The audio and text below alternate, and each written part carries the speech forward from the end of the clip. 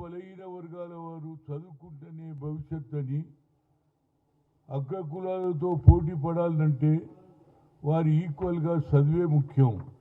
మీ దగ్గర డబ్బు లేకపోవచ్చు, కానీ చదివే డబ్బులుగా గుర్తింపబడుతుందని ఆ రోజులలో ఒక నిర్ణయం తీసుకొని సావిత్రి పూలే భార్యతో కూడా స్కూల్ పెట్టించిన ఘనత ఆయనదే.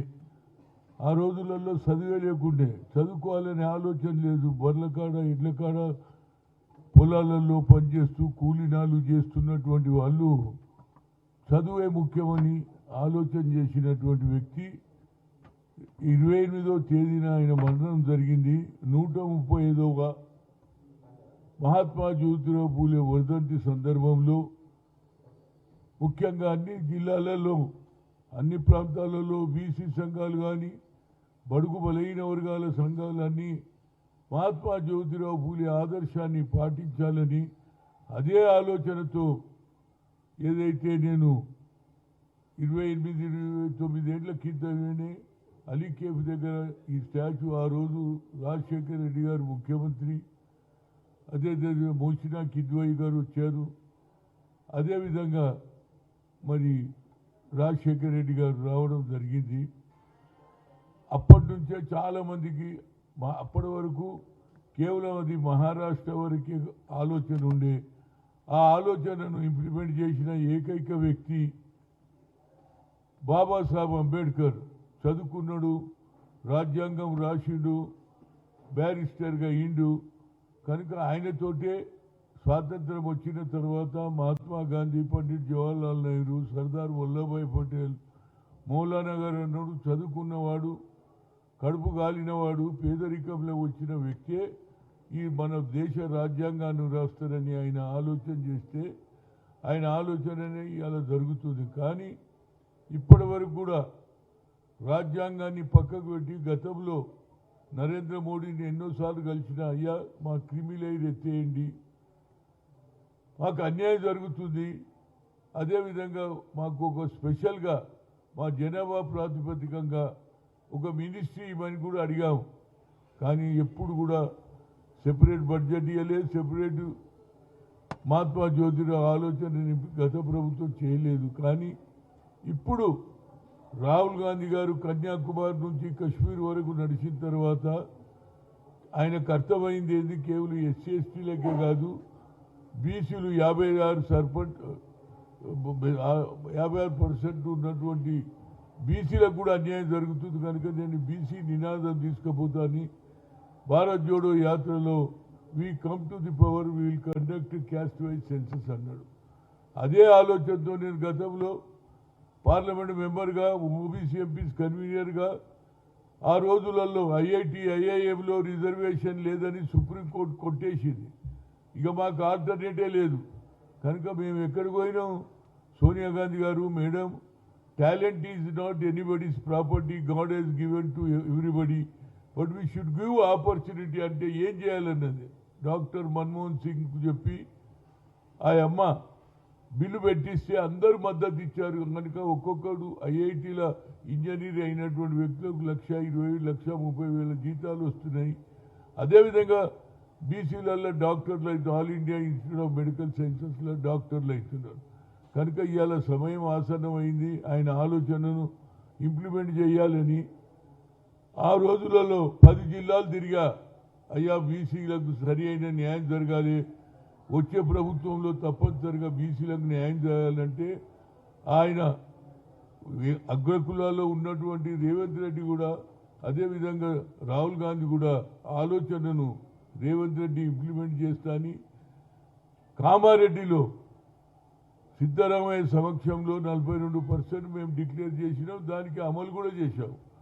కానీ అసెంబ్లీలో పాస్ అయినటువంటి ఆర్డినెన్స్ను గవర్నర్కి పంపిస్తే ఎస్ అంటలేదు, ఎస్ అంటలేడు, నో అంటలేడు, అది పెండింగ్ పెట్టాడు. కనుక విధి లేని పరిస్థితులలో ఇవాళ మరి లోకల్ బాడీ ఎన్నికలు పోవాలని ఆలోచన క్యాబినెట్లో నిర్ణయం తీసుకున్నారు. ఏదైనా మిత్రులారా, సోదరులారా, మీ మీడియా మిత్రుల కోరిక ఏంటంటే ఇది ఇక్కడ జరిగే పనే కాదు. ఎన్నో సంఘాలు రోజు మీటింగులు పెడుతున్నారు. అన్ని జేఏసీ మొదలు పెడితే అందరు పెడుతున్నారు. ఆర్ కృష్ణయ్య కూడా మొదలు పెట్టిండు. మొదటి నుంచి ఆర్ కృష్ణ 50% రిజర్వేషన్ కావాలన్న వ్యక్తి ఆయన కొట్లాడుతున్నాడు. అదేవిధంగా జస్టిస్ ఈశ్వరయ్య, అదేవిధంగా చిరంజీవి గారు కూడా కొట్లాడుతుండ్రు. అంటే నా ఉద్దేశంలో ఇక్కడ ఎన్ని మీటింగులు పెట్టినా ఎన్ని ధర్నాలు చేసినా ఏమి కాదురా బాబు. నా ఉద్దేశంలో ఫస్ట్ నుంచి 19th వరకు పార్లమెంట్ సమావేశాలు ఉన్నాయి. ఢిల్లీలో కూర్చుందాం, ఇంటింటికి పోదాం, ప్రతి పార్లమెంట్ మెంబర్ ఇంటికి పోదాం, ముఖ్యమంత్రులను కలుద్దాం, కాళ్ళు మొక్కుదాం, దండం పెడదాం. మాకు అన్యాయం జరగకుండా చూడండి బాబు. స్వాతంత్రం వచ్చి 76, 77 ఏళ్ళైనా ఇయ్యాల మాకు న్యాయమే జరుగుతలేదు. దానికి దిక్సూచిగా రాహుల్ గాంధీ గారు ముందుకు వచ్చారు. కాబట్టి ఇది తప్పనిసరిగా 9th షెడ్యూల్లో పెట్టి రాహుల్ గాంధీ గారు పార్లమెంట్లో మూవ్ చేయాలనేదే నా ఉద్దేశం. దానికి నేను మొన్న ఇందిరాగాంధీ గారి జన్మదిన సందర్భంలో బట్టి విక్రమార్క ఉండే, అదేవిధంగా పొన్నం ప్రభాకర్ ఉండే, అదేవిధంగా శ్రీహరి ఉండే, వాళ్ళ ముందు చెప్పిన ఒకటే పని, మీరందరూ ఢిల్లీలో ఒప్పియాలి. రాహుల్ గాంధీ గారు బిల్లు పెట్టకపోతే మాకు అన్యాయం జరుగుతుంది, అది ఎట్లనన్నా చేయాలను దాని కోరిక. ఎందుకంటే అవకాశాలు ఉన్నాయి. ఎవరు బీసీలకు ఫేవరో ఎవరు వ్యతిరేకమని తేల్వాలంటే దీనికి ఒకటే ఒక సొల్యూషన్. A solution? పార్లమెంటులో 9th షెడ్యూల్ మీద బిల్లు పెట్టాను. నిన్న దత్తాత్రేయ కూడా అదే రాజ్యాంగ సవరణ జరగాలంటున్నాడు. రాజ్యాంగ సవరణ కోర్టుల మీద మాకైతే ఇక నమ్మిక లేకుండా పోయింది. ఎందుకంటే ఇక్కడ హైకోర్టు గతంలోనేమో 10% రిజర్వేషన్ తీసుకున్నాడు. ఎవరు? నరేంద్ర మోడీ గారు. Economically weaker section upper college అని తీసుకున్నాం కదా. మరి ఇవాళ మాకు కూడా అన్యాయం జరుగుతుంది కదరా బాబు. మాదెందుకు నువ్వు సపోర్ట్ చేయవు? యువర్ ఓబీసీ ప్రధానమంత్రి. ఇప్పటికీ నువ్వు 3వ సారి ప్రధానమంత్రి అయినావు. కానీ బీసీల మీద ఎక్కడ కూడా నీకు ఆలోచన లేదు. కనుక భగవంతుడితో కోరుతున్నా ఆయన ఆలోచనలో మార్పు రావాలని. మేము యుద్ధం చేసే పరిస్థితులు లేదు, రిక్వెస్ట్ చేస్తున్నాం. యుద్ధం అంటే పోయి కొట్లాట దండు చేసి గొడవలు చేస్తే లాభం లేదు. రాజ్యాంగంలో సవరణ కావాలంటే అందరికీ చెప్పాను నేను నిన్న మీటింగ్, జేఏసీ మీటింగ్లో. మిత్రులారా, కేవలం రేవంత్ రెడ్డిని ఎందుకు టార్గెట్ కాంగ్రెస్ ఏం చేస్తున్నారు? మరి కిషన్ రెడ్డి గారికి అన్నడా లేదా మా ముఖ్యమంత్రి నువ్వు ఢిల్లీ తీసుకెళ్ళి మేమందరం వస్తామన్నాం. అంతేకాకుండా రేవంత్ రెడ్డి గారు ఢిల్లీ కూడా తీసుకుపోయారు అందరికీ బీసీ సంఘాలను. ఆనాడు జాజుల శ్రీనివాస్ కూడా వచ్చాడు, అందరు వచ్చారు. ఆడ కూడా కూర్చున్నాడు ఎవరు? రేవంత్ రెడ్డి ధర్నాలో. కానీ అక్కడ ప్రెసిడెంట్ అపాయింట్మెంట్ ఇవ్వదు, ఏం జరుగుతలేదు. కనుక ఇవాళ బీసీ నాయకులకు, కుల సంఘాలకు అందరికీ చేతులతోటి దండం పెడుతున్నాం. చలో ఢిల్లీ, ఇంటింటికి తిరుగుదాం, జంతర్ మంతర్లో కూర్చుందాం, ఇంటింటికి తిరిగి కాళ్ళు మొక్కుదాం. అయ్యా మాకు అన్యాయం చేయకుండా బాబు, మేము 56% ఉన్నాం. రాహుల్ గాంధీ కూడా అదే అంటుండు. 90% అది ఎస్సీ కావచ్చు, బీసీ కావచ్చు, ఎస్టీ కావచ్చు, అయినా అందరికీ అన్యాయం జరుగుతుంది. కనుక నేను బిల్లు పెడతా అన్నాడు. మా అదృష్టానికి ఆయన ప్రధానమంత్రి అయితే అయిపోతుండే.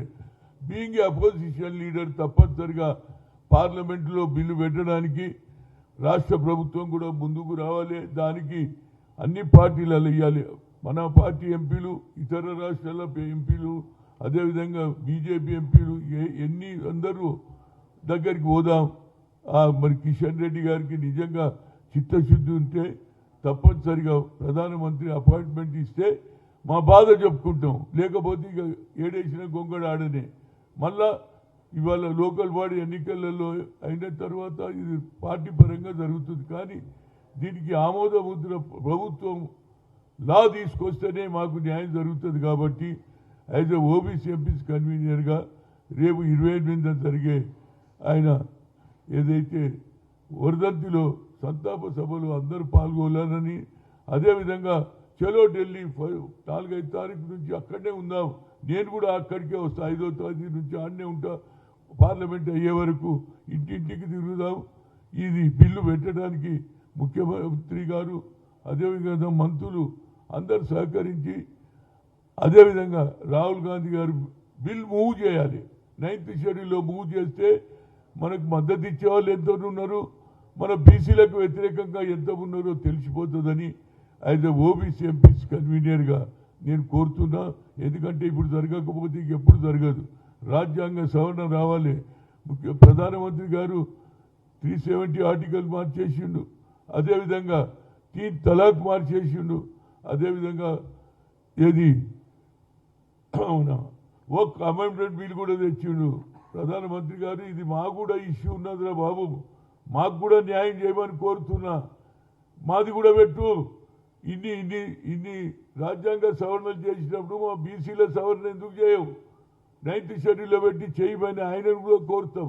కనుక ఏదైనా ఇక్కడ ఎన్ని రోజులు కొట్లాడినా రోజు స్టేట్మెంట్లు వస్తాయి తప్పితే కుల సంఘాలకు న్యాయం జరగాలి, బడుగు బలైన వర్గాలకు న్యాయం జరగాలి, దానికి ఒక లా రావాలంటే ఇది ఈయన రాజ్యాంగ సవరణ జరుగుతూనే మా బీసీలకు న్యాయం జరుగుతుందని తప్పనిసరిగా అందరూ కూడా మీడియా మిత్రులు కానీ, మా ఎమ్మెల్యేలు కానీ, ఎంపీలు కానీ, చైర్మన్లు కానీ, యూత్ కాంగ్రెస్ కానీ, ఎన్ఎస్సీ కానీ, సేవదాలు అందరూ కూడా ఆనాడు 9:30కి ఏది అలీ కేఫ్ దగ్గర చౌరస్తాలో రాజీవ్ గాంధీ స్టాచ్యూకి వచ్చి నివాళులు అర్పించాలని కోరుతున్నా.